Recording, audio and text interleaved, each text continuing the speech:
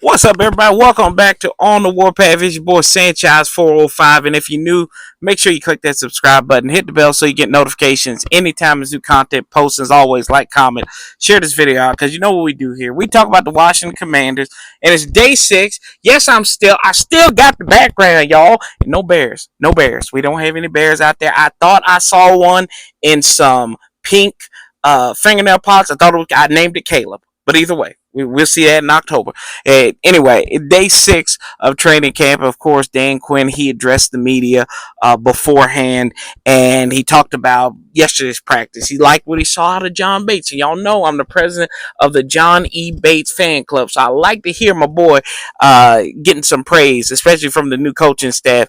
He liked his blocking ability, how he played in the blocking game, in how he fit in that scheme there, and then his physicality. So we love that. Talked about John Allen and Dorrance Armstrong on the defensive side of the ball. They flashed at him. They specifically, the media asked about John Allen, and the thing that came to mind for DQ was his hands, right? And if we need anybody to know anything about this man's hands, it'd be Deron Payne, right? So, yeah, bringing up old wounds, right? So good to hear positives coming out of John Allen, but we know what he is. He's on the top 100 list for a reason.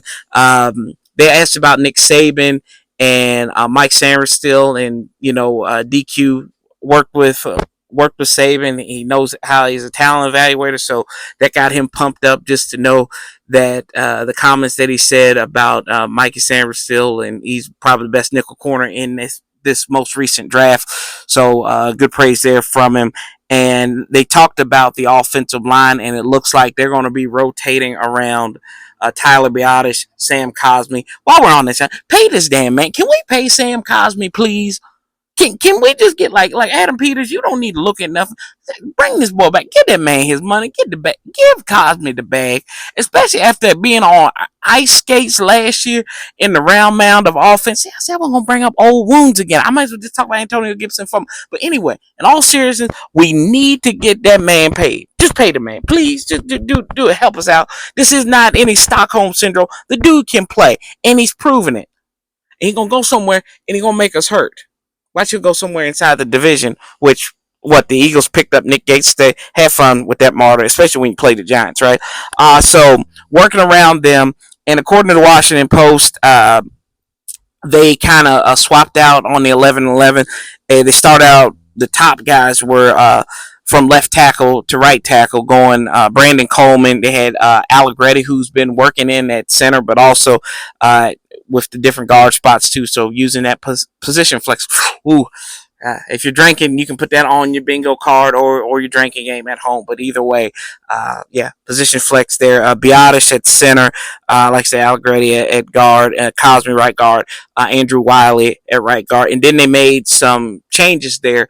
Left tackle Cornelius Lucas, and then Stromberg was in there at center, and then Michael Dieter, who's a center, has been playing guard. He kind of swapped in there at right guard for Cosme. So for right now, it looks like the key spots they may be rotating those three positions, but I think you got Biotish and Sam Cosme. Those guys are locks. And I think that's obvious right there. And then there we say that Wiley is the guy that's working his way in the conversation, because either they're giving them a lot of reps right there because they need to see more out of them, or maybe they got him solidified there. I don't know, but that's a question, especially because a lot of people can't stand Andrew Wiley. They think he is a mark on this team, kind of like the the Nick Gates of the world. So hopefully his game improves with maybe a more run focused orientation. Hopefully that Cliff Kingsbury can install there, especially with Bobby Johnson. So we'll see how that goes. They also there was a lot of praise for Cosme from Dan Quinn as well. So that's why I say you need to pay the damn man. Just go ahead and pay him.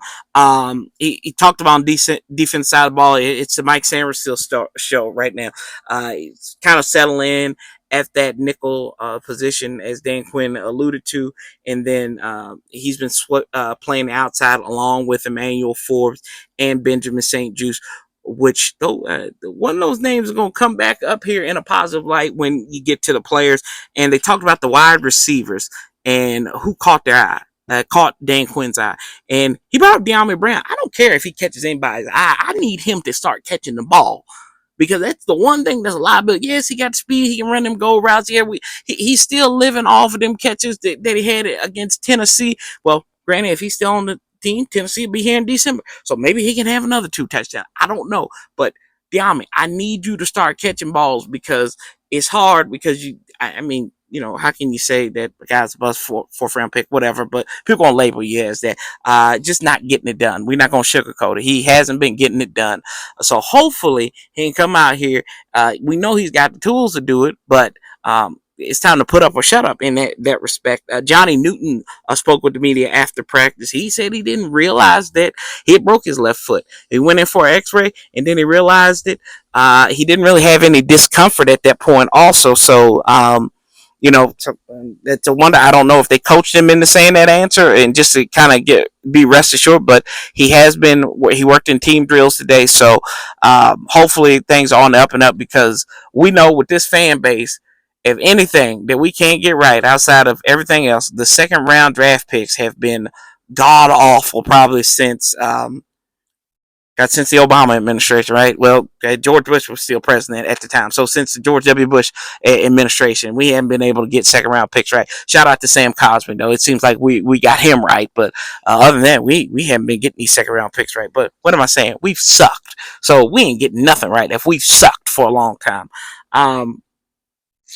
Also, Jahan Dotson got up there today and he talked about the difference in training camp from last year to this year because it seemed like they were under dictatorship last year, and he talked about being more comfortable in the offense, more comfortable with Cliff Kingsbury being there, and taking advantage of players in space. Hopefully, they're going to rely on the running game a little bit more and get those guys open so your playmakers can take advantage of their opportunities and give Jayden Daniels a chance. He gave a lot of praise to Jayden Daniels. He said anything is possible. Talked about his ball placement.